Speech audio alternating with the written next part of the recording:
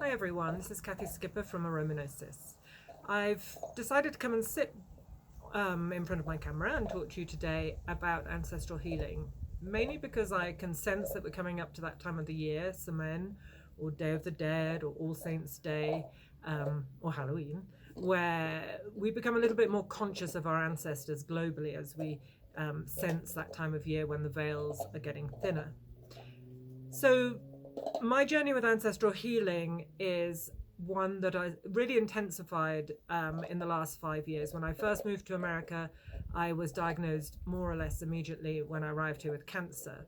And I had a hysterectomy and I thought that was it. I'm healed. But actually, that's when the work began. And it's very symbolic that my cancer was to do with my cervix and my uterus, because the work that I had to do was on my motherline. And it was by really delving deeply into a profound ancestral healing journey that I managed in a way to save my life. I could never understand what was happening to me from the age of 14 onwards. I spiraled through these cycles that were marginalized, destructive. I was searching for a sense of home.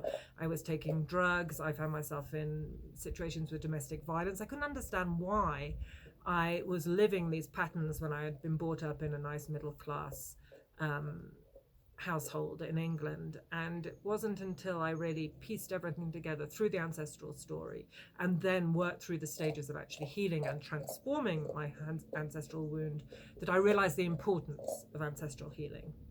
And so it took me 5 years of really deep inner work.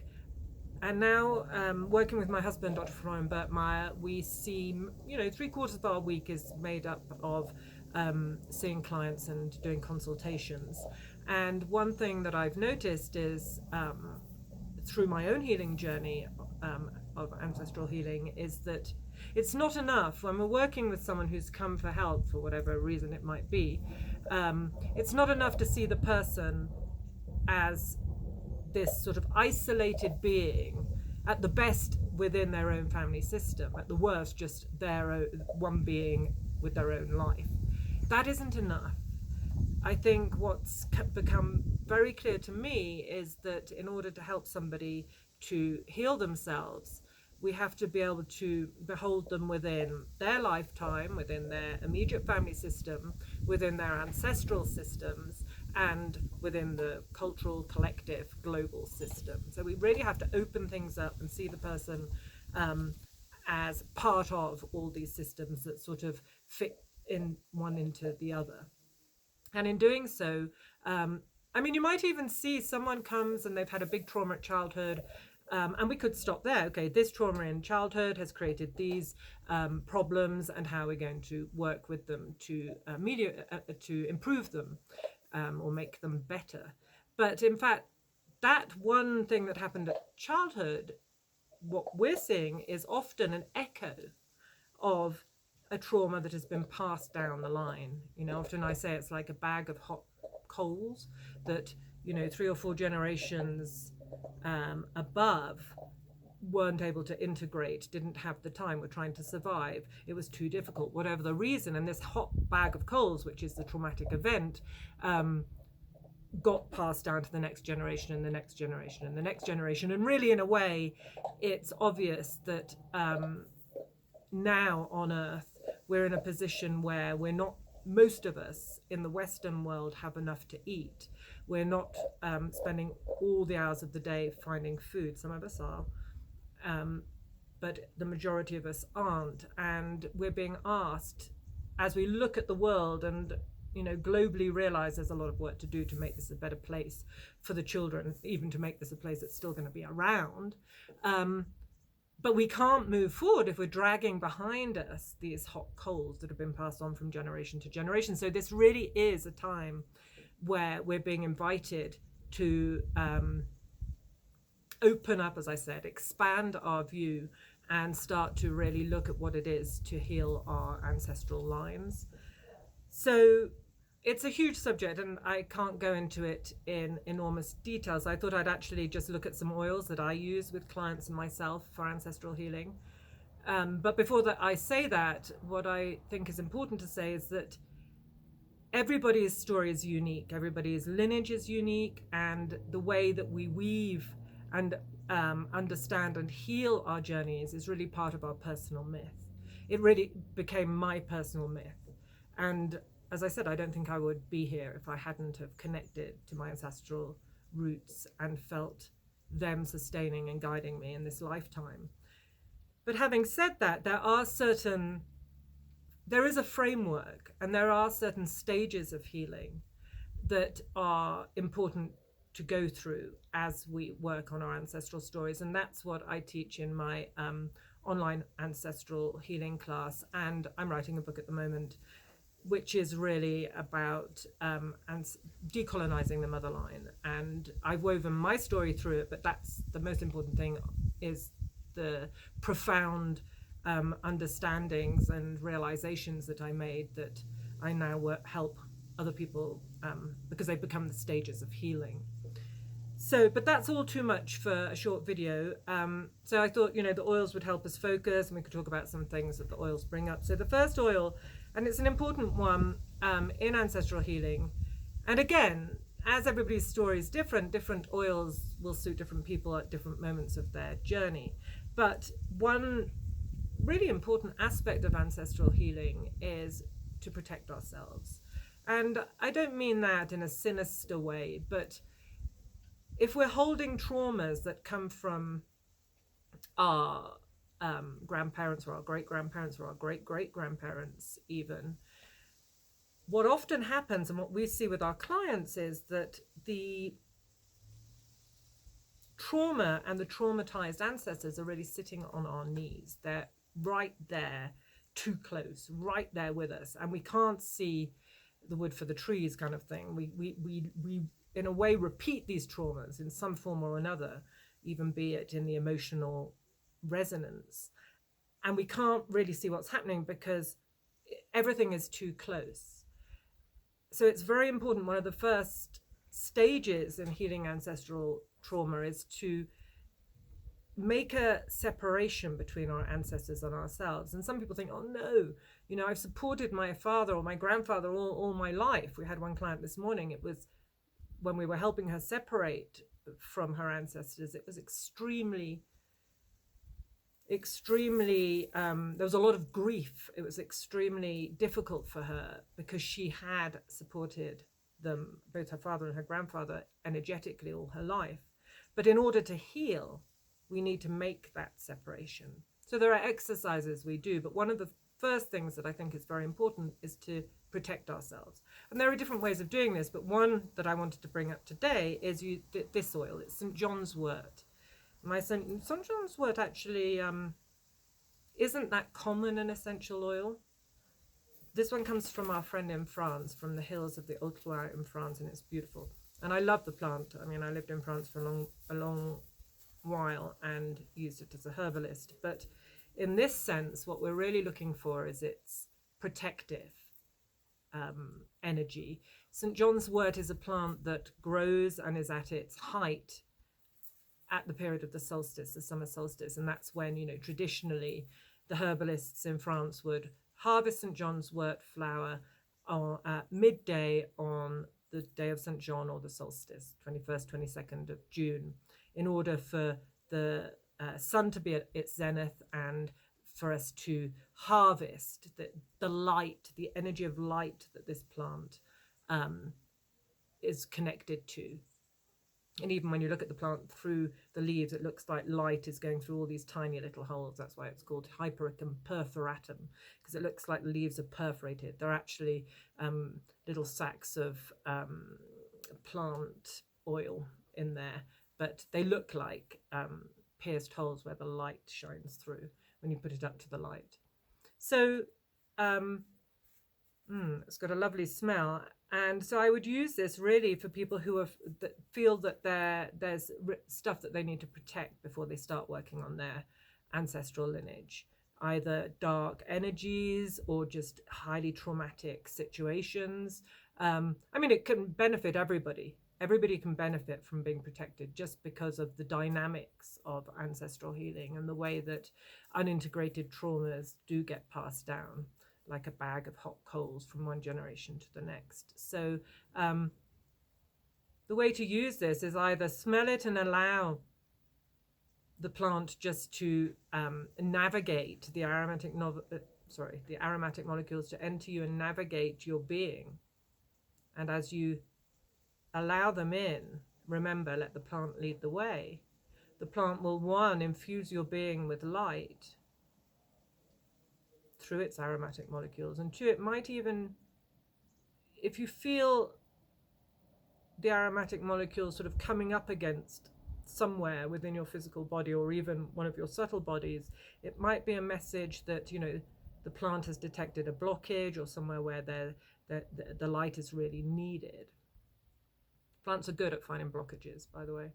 They always look for the easiest energetic route around the body, and if they find a blockage, they'll come up against it and you'll feel it. So yes, St. John's wort for protection. There are other plants for protection. I've been using sweet fennel recently that was used historically to protect against the devil, to protect against dark forces. And this as well, St. John's wort in France, it's often referred to as chasse diable, which means chase away the devil. Yes, so before you embark on trying to navigate your ancestral lineage, I think it's very important to protect yourself and to take things slowly, to feel your way. I mean, we teach that ancestral healing is something that we need all parts of our psyche in order to successfully navigate the ancestral realm. So we're going to use our mental capacity, the mental body, the intellect to research, to ask questions to the old relatives that we have that are still living, to look through papers and lists of people on boats going from here, from there, or birth certificates, and researching in different places where all these documents are kept. That's really our mental mind that's going to be working on that stuff, and we need to do it. If we can, because these are all things that give us hints, especially if you have a ancestral lineage that is unclear or has been for some reason subdued or hidden from you, or you don't know what's happened there. We also use our emotional body. So part of the ancestral healing journey is sensing and feeling what's happening emotionally, and being able to really identify your emotions so that you can see and describe what is this chronic emotion or repetitive self-belief or feeling that keeps coming up.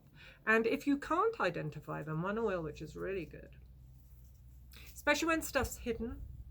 My ancestral line was hidden, and my mother line, and I mean, it was hidden in plain sight because it was a mixed race line, and so I could see that there was something going on by the skin color of, or the different skin colors in my family, but nobody would really tell me. And so I had to do a lot of shadow work. Eventually the shadow work came into the light, and I was able to pair up what I found with the feelings that I was having, which were really repetitions of the trauma and the traumatic emotions that had happened to the women in my mother line. So one oil that's really good when you don't know what's going on and you want to work with the shadow to do with ancestral healing, when you get a hunch something's happening, something was there, no one's telling you about it, and at the same time you're trying to do the research, but there's something nigging that in a way is in your cellular memory, in a way you know it's there but you can't put your finger on it. Well, the oil that we use for this is Labdanum. We call it the Master of the Shadow. I think there's another video in our videos about Labdanum. And the way I work with that is that I'll get a bit of Labdanum. It's an absolute, and it's very sort of treacly. So the trick with working with Labdanum is really to allow, as usual, the plant to lead the way, but to allow your physical, emotional self to open up and your intellectual self to sort of switch off. You know, I remember when I was first learning to switch off my mind, which was a difficult task, I'd literally see a switch, and when I wanted to do this work, I'd switch it off and then sort of drop into myself, and you can feel it. There's a slight shift as you open up and expand into these other parts of yourself. And then allow the Labdanum, as you smell it, to enter you. And the trick is to suggest an area that you feel is in the shadow and you'd like some clarity over. So, for example, you might feel, what am I holding from my motherline in my shadow that needs and is ready to be brought into the light? And just as I ask the question, I can feel it with the Labdanum, and asking the question, I can feel something shift in my cells of my body. I can feel like a little ding. And then the trick is to allow the plant. What it does is it digs deep into the cellular memories, into the DNA. And I always, as I open up, I envisage these cells opening and little tiny bubbles, like bubbles of champagne, rising up. And the trick is, all we have to do is, like a fisherman really, is catch what's coming to the surface. So sometimes for me, it's the beginning of a sort of, I can feel it. You can feel it coming up. There's a feeling of pushing up. Something's coming up. And often for me, it'll be a word or the beginning of a word. And I have to sort of wait and encourage and allow. And it's extremely important not to let the mind get involved, because the shadow is in the unconscious. The mind has no control over our unconscious. The unconscious is what we're not conscious of. And so really all we can do is allow this deep sense of something being released and rising up. And as you catch it, you know if it's come from the unconscious, because it'll be a surprise. You'll be, wow, oh gosh, wow. Because you didn't know it. If you knew it already, it's not come from the unconscious. And it might be a word, it could be a feeling, a memory, a sensation, an emotion, whatever it is. As you catch it, as you allow it to come up and you become aware of it, write it down, even if that word doesn't make sense at first. Even if you haven't had the time, on the spot to think, wow, that's that, understand it. Just write it down. It will make sense. And I have to say, a lot of the ancestral work starts in the shadow. So what I found is I would be working on something that I felt. I'd then work with Labdanum, so sort of allow this feeling to come into consciousness from the shadow. And as I did this and got a hunch about something, I would carry on my research, which in a way might have at that moment be blocked, because research in ancestral healing, you get good research and then you think, oh, that's it, I'm never going to find anything else out again. But what I found was often what came up with the shadow triggered an opening in my research. Something I'd been looking for a long time would suddenly, the opening would come and I'd find it. Or whatever it is, they often co-entail. And don't forget that the ancestors also, once you connect with your ancestors, they help you with the research. Synchronicity. Carl Jung spoke about synchronicity. Synchronicity really is the way that on your inner journey of personal myth, you start to see symbols and signs happening that some people would just say is coincidence. But because you're on this journey and you're sort of making the dots of your inner journey join up, things happen in the outer world that open up and change you forever and make you realize, yes, I was on the right path. So look out for those synchronicities. For me, it's the ancestors helping us. And talking of which, let's go on to the next oil, which is Marigold. I was so happy when I got this oil, because I'd been doing some visualizations, some sort of inner journeys about allies. And Marigold came up as an ally a long time ago. as the plant. And when I found the oil in India, it was such a blessing, because we all know that marigold is used all over the world, not just in South America for the Day of the Dead, to communicate with the ancestors. If you've seen the what's that film called? God, I'm useless at names. Anyway, there's a film, a Disney film. Is it Cookie? No. Anyway, you know what I mean. It's that film of the family. It's a cartoon film, but it's really beautiful about the grandmother and reconnecting with the ancestors at the Day of the Dead. Well, the marigolds are everywhere, but they're also everywhere in India.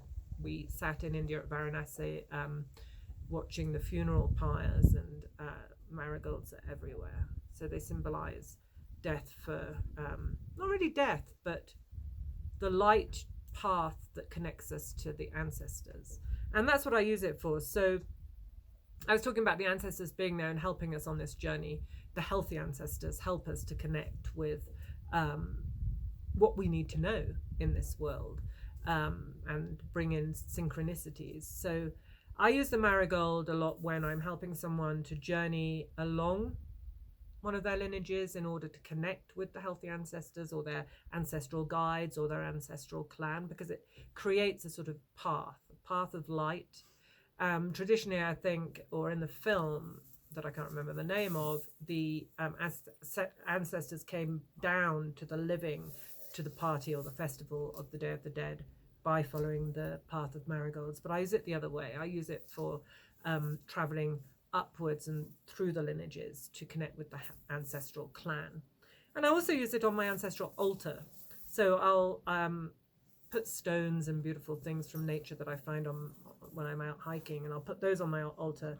And on a stone, I'll often put a drop of the marigold, just as a communication between myself and the ancestors. And I must say, it's really nice as well. Having an ancestral altar is extremely important, and something that in a way changed my life, because it gave me a place that every day, every morning and every evening, I consciously connect with my ancestors. And because my ancestors on my motherline were discarded because they were not white, it was hard for me to feel that they were my ancestors, and that because it had been hidden. And so by having an ancestral altar for my healthy motherline ancestors, the clan, and they really were a clan, they're from Assam in northeast India, it really helped me to build this relationship with them. And I don't know where I'd be without it. It's a focal point of my day. And it was, ancestral veneration, ancestral worship of some form is at the basis of all religions all over the world. It's pre-religion in a way. It's naturally what we need to do. And just one thing, when you do make an ancestral altar, make it for the healthy clan. For me, our clan is the motherline. That's something I talk about a lot in the class. It's to do with the mitochondrial DNA and the fact that we are connected to the motherline through some, a piece of DNA, mitochondrial DNA, that isn't changed or mixed up. It's just goes through the motherline. It's exactly the same, unchanged in me, my mum, my grandmother, my great mother, etc., etc. Same for you. So the clan really are the last people that lived indigenously in your lineage somewhere, who needed the earth in order to survive. So they had a way of relating to the earth that was different than we have now, because that's how they survived. And we all have those people in our lineage somewhere. Some people it's much further back, others it's nearer, others it's just around the corner. I mean, the gift of being hidden from my line is it was not very far away. My great-grandmother was half Assamese, and my great-great-grandmother was full-blooded indigenous tribe from Assam. So that was the gift of being hidden from it. So that's the marigold. That's a real go-to for ancestral healing. Another one is the galbanum, and very much like the labdanum, galbanum is used to connect with our ancestral strengths. And sometimes I think because we have disconnected ourselves so much from the ancestral realms, in a way, in the same way as we've disconnected ourselves from nature, and they're both very much connected. we've also disconnected ourselves from our ancestral gifts and strengths, and we need them. Today we need them. We need the wisdom. I'm working on my book, which is about, I'm rambling, and this is probably too long for most people, but anyway, I'm working on my book, which is about decolonizing the motherline. And one thing that I realized is, you know, humans have been on Earth for long enough now to have accumulated through the thread that goes through the motherline, for example, so much wisdom. So as mothers, we should be extremely wise and bringing this energy through that's come from the great mother, through the ancestral grandmothers, for generation after generation, learning and becoming more and more wise from everything that we've learned generation after generation. It's like we've added on to this wisdom, and we should be bringing that into the world, and so that the children go on and create an even more harmonious, beautiful way of living on this beautiful planet. But we're not doing that. We're not doing that. The wisdom isn't coming through. And that is because, one, we've been cut off from our ancestors, and two, we haven't just been cut off. I believe that that ancestral energy that comes through the motherline from the ancestral grandmothers has been hijacked, colonized or hijacked, in order to, that energy, it is energy, it's visceral, it's in our DNA, it exists, it's not woo-woo, it's visceral. And that energy is being hijacked to feed a society and a world that is using that energy for its own means, and its own means is power, money. So I think it's very important that we reconnect with our ancestors and with their gifts and their wisdom, which is part of the journey. In a way, we can't fully connect with the gifts and wisdom of our ancestors until we transform the trauma. The trauma acts as a sort of, if you think of it as an artery that's blocked with cholesterol, the energy that comes through our motherline, for men and women, because men are part of their mother's line, this energy that comes through like a river is either dried up like the dry river, or if you think of it as an artery, it's blocked with cholesterol. And those are the traumas and the colonizations and the historical traumas that we're carrying in these lineages.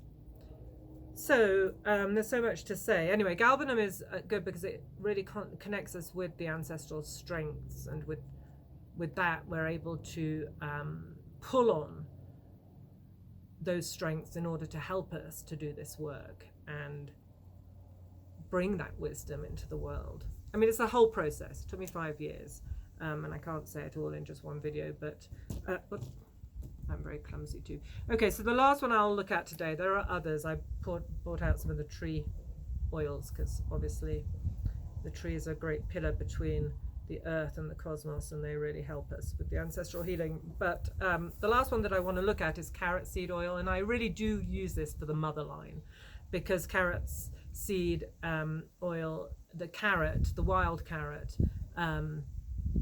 is very rooted, and it has a connection with the feminine, and this one's particularly beautiful, and it resonates.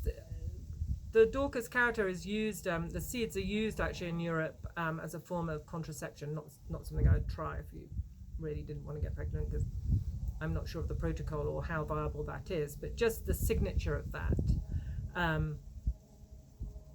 connection to the feminine and to the womb is very strong. And actually when I smell it, I can feel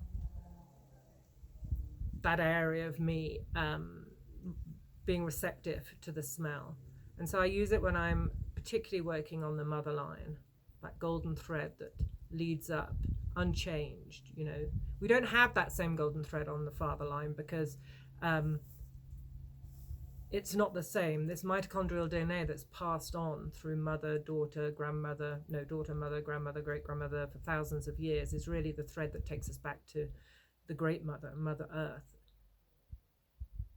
And so the carrot seed, if somebody's particularly wanting to work with that or needing to work with that area of their lineage, then I would suggest this carrot seed, and actually really nicely with the marigold, the carrot seed and the marigold together as a path for helping you journey backwards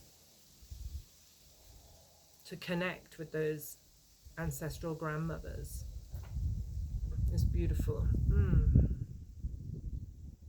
Okay, well, I've rambled on about ancestral healing, and there's so much, and trying to get it all into one video is impossible, of course, but I just wanted to chat anyway, because it's important, and it would be good if you're asked any questions in the comments below, and then I could maybe make a video on something more particular, and sign up for subscribe to the channel if that's interesting. We're getting better. It's been a bit of an uphill struggle sitting, but I do feel a lot more relaxed sitting in front of the camera. And also our newsletter on aromagnosis.com and on cathysatars.com, where we have all the oils. So lots of love. And, you know, the ancestors are calling us. They need us as much as we need them. We need their wisdom. We need to connect with, we need to heal the traumas of the past 4 or 5 generations, which is circulating madly on Earth at the moment and coming through in perverted ways because we're just not dealing with it. And we need to connect with the clans, with the ancestral clans, with our people, so that their wisdom can come through and help us with this dilemma that we're faced with on Earth at the moment. So this is really important work, and I'm excited to be able to share it with you. Lots of love.